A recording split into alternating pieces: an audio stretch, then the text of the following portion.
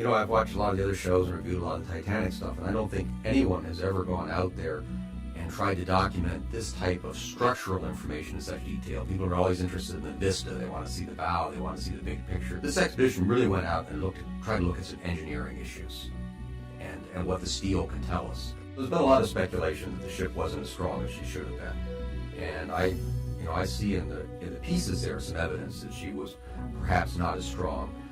But that's not in terms that it had anything to do with the accident. I mean, she didn't sink, she didn't come apart because she was too weak.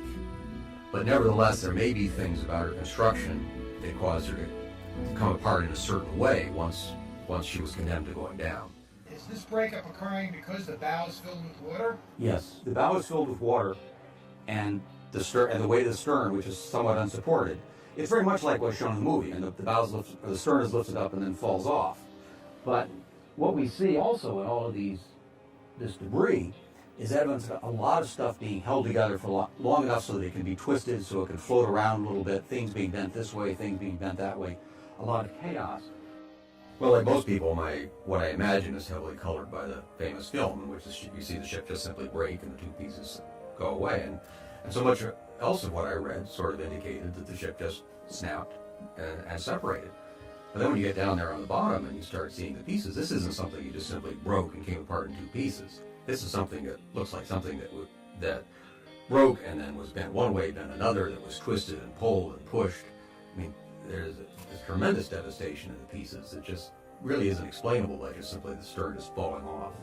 And that raises a question, if she hadn't broken, how much longer would she have stayed roughly in this attitude? I mean, there's no question in my mind she was going to sink. It's a question of how long.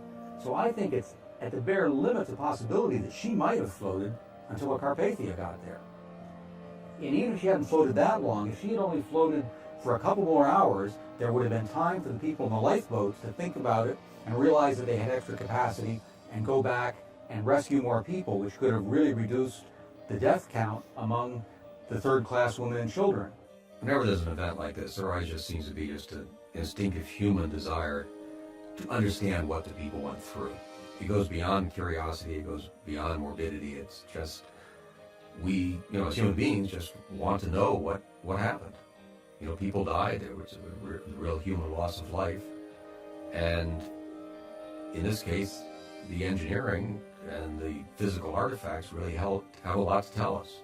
If it progressively came apart and things were falling down and people could, it was a longer drawn out process, it's a very different human experience for the people who are actually there. And it's important to